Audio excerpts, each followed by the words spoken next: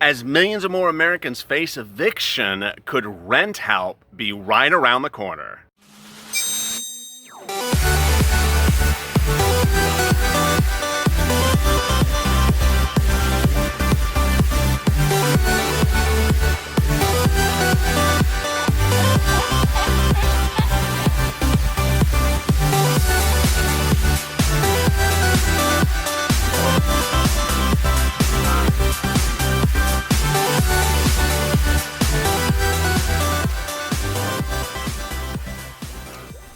Shortly after this video was recorded, President Trump issued a series of tweets indicating that stimulus checks, hazard pay, rent assistance, and PPP, among other things, are coming out. First, he said, I directed Steve Mnuchin to get ready to send direct payments, $3,400 for families of 4 to all Americans. Democrats are holding it up. As to PPP, he said, I'm ready to have Treasury and SBA send out PPP money to small businesses impacted by China virus. Democrats are holding it up. As to hazard pay, he said, I'm ready to send more money to states and local governments to save jobs for police and firefighters, first responders, and teachers. Democrats are holding this up. Then he continued, I'm ready to send an additional $105 billion to states to open schools safely with additional PPE. Democrats are holding it up. As to rent assistance, I'm ready to send additional rent assistance payments to hardworking Americans that have been hurt by China virus. Democrats are holding this up. Hey, good afternoon, everybody. This is LALATE. How are you? This is Afternoons LALATE that starts every day at 3:30 with a check, then goes to hazard pay, FPUC, and finally rent assistance. Big news overnight about rent assistance, rent aid, rent eviction moratoriums, and the second stimulus package. If you didn't watch our video earlier today, I'll give you a brief summary of where we are as we sit here on a Friday midday. Steve Mnuchin once again reached out to Nancy Pelosi and said, I have more money. I have a bigger stimulus package. You may like my bigger stimulus package. I'm ready to put it on the table. Come back to the table. The talks got a little strange thereafter because the White House press secretary said that Nancy Pelosi didn't like the offer because she's now demanding a voters' right provision. Now, if this sounds really weird, it should. If you stayed with me all week long, which I know you have, every day we've heard why there hasn't been an agreement to sit or an agreement on the package. And every day we start to hear something new that we haven't heard before. Well, Larry Kudlow said this yesterday, where he said the Democrats want a voters' right provision, and then that's what's holding up the deal. Whereas on Monday, Steve Mnuchin said a $1 trillion bailout of the states is what's holding up the deal. Here's the latest. First of all, there is no voters' rights initiative in the bill. The news reporters reached out to Kudlow in the White House for comment to identify where in the bill it is, and even when the White House was cited again today and said that Nancy, was offered to sit down and said she would, but for a voters' right initiative, news reporters sort of didn't float the questions back hard enough to the press secretary, who I guess sort of just, next question sort of avoided the answer. That's not Nancy Pelosi's position. Moreover, everyone has been a little bit disturbed and perplexed, I guess is the words, in which Nancy Pelosi, with the purple poster moment yesterday, debuted things that she and Steve aren't agreeing upon. And on there were things that Steve said they had agreed upon. On there were numbers that she said he proposed, which are not numbers that he said he had proposed, but numbers he had proposed 3 weeks ago. It's starting to wonder who's telling us the truth. The truth is, at a moment, is that millions of Americans are facing eviction, and there's no eviction order in place, as the president's executive order last Saturday did nothing. Last Saturday, the president issued an executive order after he said on Friday he was going to issue one to protect millions of Americans from not being evicted. He said he was going to consult with the lawyers, and the lawyers were going to write it up. Well, ultimately, whose lawyers were these? Are these the lawyers that argued not to release your tax returns? Because they didn't do a very good job in writing this bill, because as soon as it was executive order, because as soon as it was released, these lawyers were trashed for writing an executive order that does not give a rent eviction protection. There's no eviction protection by manner of this executive order currently in the United States. I want to make very clear. So if you're facing eviction, you have no help from the federal government, despite the representations of this president. And what's making it more troubling is that the president was told after Saturday. Follow me with this. I'm going to go very slowly. The president was told after Saturday what was wrong in the FPUC executive order from Saturday. And by Tuesday or Wednesday, Larry Kudlow fixed it for purposes of press by saying, I see there was a resilience to it. I see there was a reaction to it. We fixed it. We're going to do it this way. Why has the president not fixed the executive order as to eviction moratorium? Now, ultimately, there have always been those people that jump in the comments and say, you're just trashing the president. No, I didn't say anything about the president just then. I said his executive order is not an executive order to protect eviction moratoriums. It doesn't do anything. And so if you say you're going to protect the American public from eviction, and you say your executive order does it, in fact, the title of the executive order says it doesn't, why does it not do it? Now, what makes this very strange, but also good news and sort of like what the hell news, is that Steve Mnuchin on Monday, Tuesday, Wednesday, all last week, told news he reached an eviction moratorium agreement with Nancy Pelosi. He said there was going to be an eviction moratorium in the second stimulus package when Mitch was to present it to the Senate. Nearly 3 weeks ago when he appeared on that Sunday morning news program, and Larry Kudlow appeared on the other one. Remember my videos on that? He said when Mitch introduces the bill next morning, it will have an eviction moratorium in it. Well, Mitch introduced the bill, and there was no eviction moratorium in it. This has become a reoccurring occurrence in which people say there's something in a document, and it's not in the document. And I don't know why it's happening. Is it to play games with the American public? Is it because the person is idiotic? Is it because the lawyers are idiotic? Or is it because no one can get it right? Ultimately, we don't have to decide the decision. The point is there's no executive order in place. The point is that 60% of renters in the state of West Virginia and Texas are now facing eviction. Imagine more than half of the people who rent in West Virginia and Tennessee, West Virginia and Tennessee are facing eviction right now.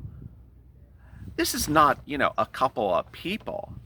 I've detailed over the last 2 weeks the data then, and I think the data is probably worse now. I don't have the new numbers, but the data then said that it was 60% of people who make less than $40,000 a year are facing eviction. The data then said, I think it was 2/3 of African Americans and Latinos who rent are facing eviction nationwide. The numbers show incredibly bad disparity among low-income people and minorities and big municipalities are facing credible eviction right now. What the hell are we doing? What the hell are we doing? Let me quote the professor. We have a lot of professors today. Not Gilligan, not Marianne, not the other professor. Douglas Massey, professor at Princeton University. If the crisis goes on long enough and the unemployed don't get relief, the recession will deepen and ultimately will turn into a Great Depression. We understand the difference of a recession versus depression. Most of us were not alive during a depression, but we know what a depression is. Here's another person, Emily Benford, an eviction expert, visiting professor of law at Wake Forest University. The 30 to 40 million renters who can't pay a rent across the country are in peril. I want to pause there. I don't agree with her number. It's far higher than that number. That number I cited almost 4 weeks ago, so it's not 40 million. It's a lot more people than that. But I don't know when they're quoting her as well. So I want to make clear, it could be upwards of 70 to 80 million people now. Her quote continues, until Congress takes control, the eviction crisis will continue to drive renters off the cliff and negatively affect the housing market, schools, employment rates, and healthcare, as well as delay the pandemic recovery. It comes in a week in which the president talked about, in tweets, the suburban housewife. And last week talked about the housewife in the Midwest, or the housewife in the suburban area, and building assisted living near it. I got to tell you that the situation is very clear. It doesn't matter who can't pay rent.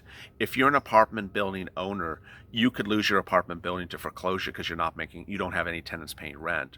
If you have a commercial building in an affluent area, you could lose your commercial building to foreclosure because your tenants are not paying rent. It doesn't matter what the president wants to appeal to in tweets, whether it's economic disparities or suburban housewives or whatever he talks about. But the bottom line is you're going to see foreclosures and bankruptcies of buildings in suburbia. You're going to see apartment buildings and homes lost in suburbia. You're going to see foreclosures in suburbia. So, and the president knows this because he's in real estate. To think that he doesn't know this is sort of naive. To think that Steve Mnuchin doesn't know this is also untrue. And to think that Nancy Pelosi doesn't understand this is untrue. Marco Rubio who has been sort of the voice of reason sometimes, and sometimes, the devil personified when not helping people with their EIDL grants and loans, or Javita Carranza, has sort of, put the nail in the coffin as well. He said this was I think it was over a week ago now. He said if a second stimulus check deal is not done this coming week, which was this week as we sit here on Friday, if it's not done this week, you can't imagine the housing crisis we're going to have, or the real estate market crisis.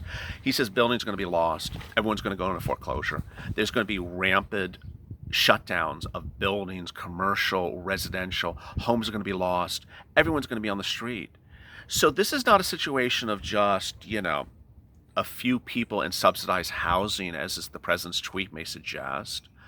This is a very serious circumstance that Republicans and Democrats have said is serious, and no one's on the ball. And ultimately, the situation is very dire. If the lapse lasts into September, which it is, if something's not done, ASAP, I would expect the defaults, business closures, and perhaps personal bankruptcies to start picking up, says Edward Zicka, professor at University of Chicago Booth. And we're not even at, the winter, the fall. I mean, we had all understood that the pandemic will pick up in the fall. We all understood that as cold weather kicks in, and the flu season picks up, and that more people will get sicker. We understood that the COVID-19 cases increase, there could be more shutdowns or lockdowns. We're not even there yet. An eviction moratorium is needed.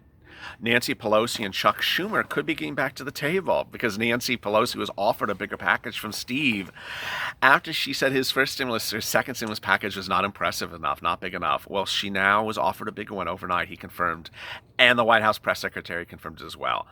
Ultimately, they claim that Nancy didn't want to come to the table because Steve's stimulus package was not so stimulating because it had in there a voters' right initiative, which had in there a reaction from Nancy that she wants a voters' right initiative, which she doesn't. It's getting a little extenuated, but the good news is that everyone wants to give you an eviction moratorium. They just haven't done it yet. And hopefully they're going to see the reality very, very quickly. What Nancy Pelosi said in that purple poster is the thing that I'm a little bit concerned about, and I'm not going to sugarcoat it, I'm going to make it very clear. She said that she is deeply concerned about rent grant money, and that Mnuchin is not offering that. That is inherently not contradictory to Mnuchin because he sort of talked about rent grant, but then didn't. He did clearly talk about eviction moratorium and mortgage forbearance, but he didn't, when talking about grant money, he didn't make it that inherently clear. And for her to say he didn't offer a penny about it is very troubling because we sort of know that Nancy Pelosi will go to the mat for it and should go to the mat for it. Here's how it works. If you have a moratorium, which means you can't be evicted, means you're protected, you can stay in your home. That's fine for now. But what happens when the pandemic's over, let's say in March of next year? When the pandemic's lifted, the order is lifted, the eviction moratorium is lifted, guess what? You have all those months of rents you haven't been able to pay. Where are you going to come up with the money? Where are you going to come up with the money for that? You can't. You don't have the money. So at that point, you're going to be evicted. And at that point, the housing market, the real estate market is going to collapse. She says we can't do that. We have to have money on the table so that you can give that money to the landlord so they don't lose the building. You keep your apartment. You're not thrown out. The whole economy doesn't implode when the pandemic is lifted. She claims that Mnuchin didn't offer anything for this. It's just like... It's like that bad reality show Blind Date. It's like, the guy describes what she did, and then she describes what she did, and we're watching as the viewers. I'm like, I didn't see that happening. What are you talking about? It's not like the Big Brother house where the cameras didn't capture it because it was outside of the frame of the shooting. It's like we watched the scene. That didn't happen. What are you talking about? Let's replay the tape. What's happening here, sadly, is that Nancy and Steve are not giving us daily briefings about I offer $10, she offered $20, and then we agreed upon $15. We're not hearing this. They're going in a room and, working for 2 hours, which I don't believe is really 2 hours of work. I believe it's probably, 10 minutes of work and an hour and a half of arguing. And then they're emerging from the room and then saying, we didn't reach an agreement. Well, how about everything that's in the bill? And then Steve says, well, we reached everything else. The Treasury Secretary Mnuchin told the House Representative Nancy Pelosi that he was willing to move forward and reach an agreement on some areas, but not election funding. Okay, well, what are the areas? Is it hazard pay? How much money? Is it rent assistance? How much money? Is it FPUC? Is it $400, $600? How much money? Show me the money. Why are these people not telling us stuff? It's a little troubling. It's a little troubling. And as we sit here today, I understand your comments. I read your comments. I'm here with you and I see you. Finally, a personal message. Go to the front of this channel, hit that subscribe and alert button because everything is changing very quickly. An eviction moratorium is one of those things that, by the grace of God, the president can issue an eviction moratorium. He has complete constitutional authority. I've been asking for 3 weeks for the president to do it. Hopefully someone wakes him up and does it correctly, because the minute he does that, I'm going to send you out an alert that says, hey, you have an eviction moratorium, you're saved, you're not going to be thrown out on the street. It's that type of message that's important for me to get out to you quickly. So go to the front of this channel, hit that subscribe and alert. If you're not getting alerts and you are subscribed, look at my pinned comment. I have a step of what to do for that. Coming up later today, additionally another personal message. Coming up later today is our evening at LA Lake, starting with the check at 6:45, and then EIDL, which I'm now telling a lot of viewers to watch EIDL. I have a personal message for a lot of you right now. I understand everyone's situation is different, and I want you to do the same. So there are some people who are very wonderful viewers who I understand your situation is not good currently. But please don't think that your situation is the only situation out there. Let me give you an example. There are some viewers who jumped in the comments and said, I'm a veteran, I'm on veterans benefits. This doesn't help me because I don't work. I've already worked as a veteran. I appreciate your work and I salute you for your service to this country. But don't say that the reporting doesn't help anyone, because it does. I have gotten people the ability to save their homes, their jobs, their apartments, their families. And so if a story doesn't apply to you, I understand that. But don't slam the story because it doesn't help you. That's not the spirit of Americans, that you don't like something because it doesn't help you. That's exactly what Nancy and Steve are doing in this room. It doesn't help me, so I don't want it. Well, it does help a lot of other people. And so a lot of other people are getting incredible relief from the things that are out there. Grants, loans, whether you are self-employed, and self-employed doesn't mean you own a business. Self-employed means you're an Uber Lyft driver. Self-employed means you cut someone's hair and pay taxes on it. Self-employed means, you mow someone's lawn and you pay taxes on it. Self-employed doesn't mean you have a business with an office and a $20,000 computer. Self-employed means you're self-employed. You don't have to own a business, with 500 employees. It means self-employed. Grants means free money, money that comes to you. Loans means money that you can repay based upon it, if you qualify based upon your credit. But ultimately, please be respectful of everyone's situation, because ultimately we're respectful of one another. And so if something doesn't fit you, don't say it doesn't fit anyone else, because ultimately it saved a lot of people's lives. Coming up next is Evenings LALATE. Thank you for staying in. Always hit that subscribe and alert button and join me at 6:45. As always, stay informed, stay educated, stay smiling, and stay at LA for more.